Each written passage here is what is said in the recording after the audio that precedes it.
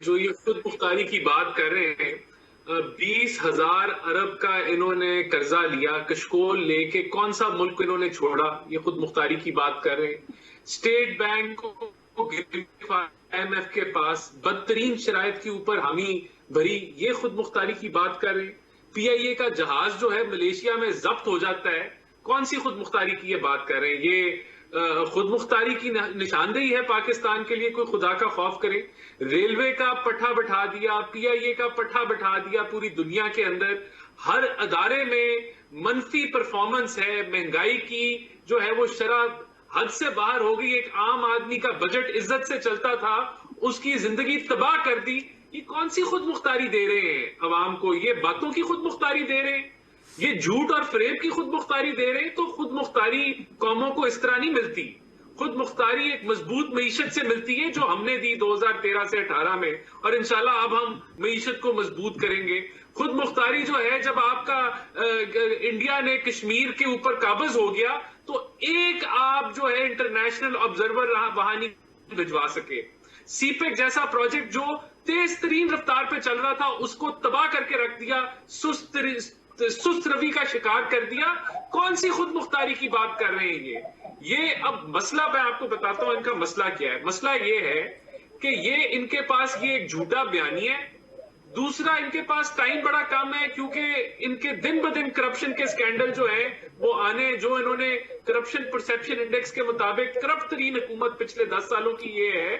आज तो फराह खान साहब के खिलाफ तहकीकात का भी जो है वो नैब ने आगाज कर एक मिनट जी, मैं सिर्फ बात, एक इनका फेक बयानिया, दूसरा इनके करप्शन के स्कैंडल, इन चीजों के ऊपर पर्दा ढका रहा है। ये कहते हैं जल्दी से इलेक्शन करा दो, इससे पहले कि ये इनकी पकड़ दकड़ हो जाए।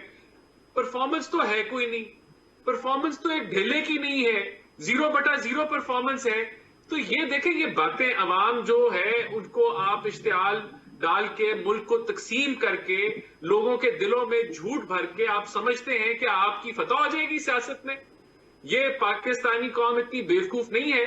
इनके ये सारे जो झूठे बयानिए ये फाश होंगे और फिर इनकी करप्शन अवाम के सामने लाई जाएगी। अभी तो फराह खान निकली है खाली, अभी तो वो जो है वो किले गाड़ रही है करप्शन की, यानी कि एक तो करप्शन भी की और उस पैसे लेकिन राज साहब वो कहते हैं कि ये फराह साहिबा के पास तो कोई ऑफिशियल ओहदा नहीं था ना।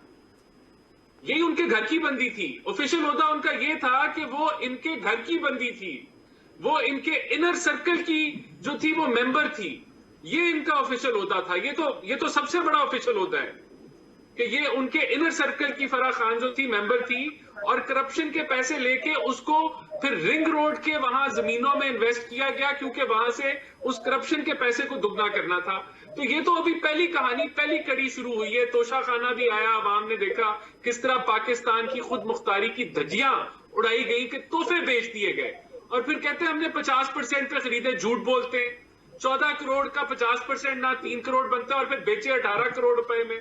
और फिर वो वहां जाके इन्होंने तोहफे दिए, उनको लोगों ने बताया कि यार आपके तोहफे तो ये बेचते फिर रहे हैं। ये कौन सी खुद मुख्तारी है? ये कौन सी खुद मुख्तारी की ये बात करते हैं? ये सारा झूठ फरेब।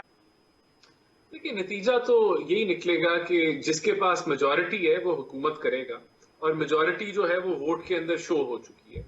अब इसको एक बहरान की सूरत जो है वो PTI और PMLQ उसको देती जा रही है, और ये एक शर्मनाक मुकाम है कि एक हल्फ जैसी फॉर्मेलिटी, जो कि एक फॉर्मेलिटी है लेकिन जरूरी है, आईनी फॉर्मेलिटी है, उसको रोक के बैठे क्योंकि इनका इख्तियार है। लेकिन मैं समझता हूं इख्तियार भी नहीं है, क्योंकि आईनी तौर पे भी कोई वो इसकी रुकावट नहीं, इसको रोक नहीं सकते। इन्होंने कराना ही कराना है।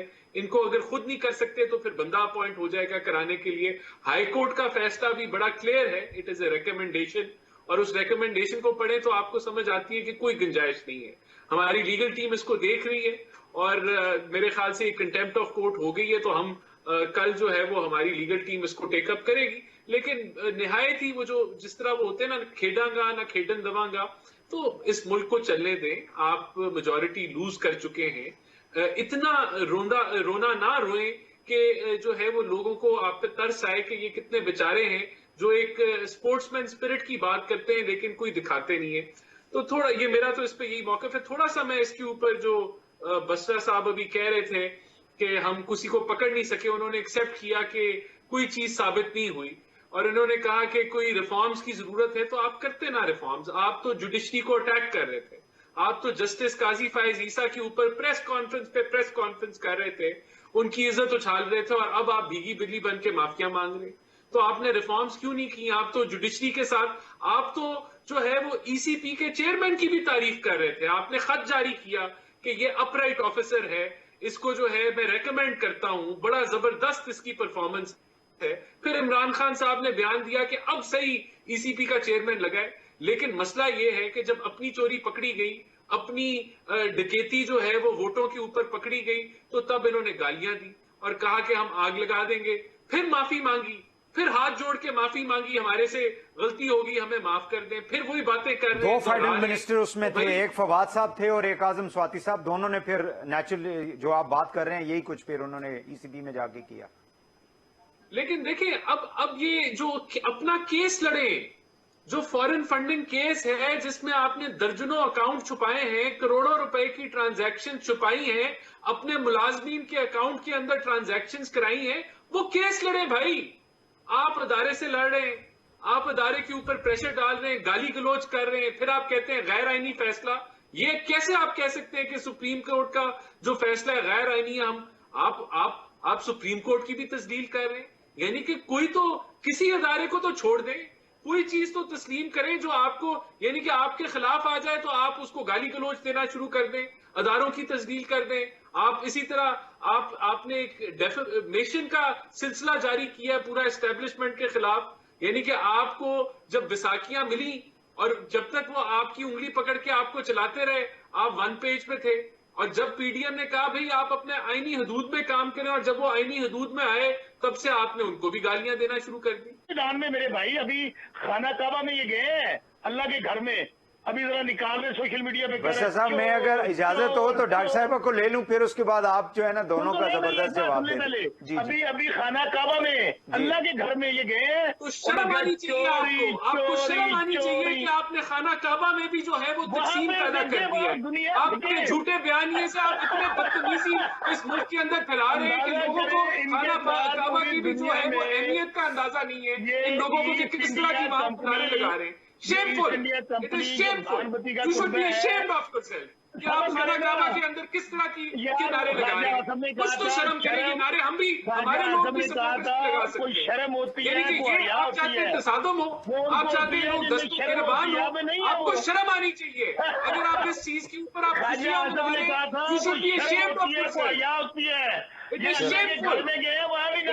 राना साहब और बसरा साहब में मुझे अगर इजाजत दें मैं डॉक्टर साहब को भी ले लूं। डॉक्टर साहब मुझे एक बात तो सुन ले, जी शर्मों के लिए खाना काबा में नारे लग रहे हैं, चोर है चोर है चोर है, तो बताएं कहाँ जाएंगे ये? आपको शर्म आनी चाहिए कि ये नारे लग रहे हैं। अगर कोई लगा रहा है उस बंदे को शर्म आनी चाहिए। ये वो जगह नहीं है जहाँ ऐसे नारे लगे। आपको शर्म आनी चाहिए।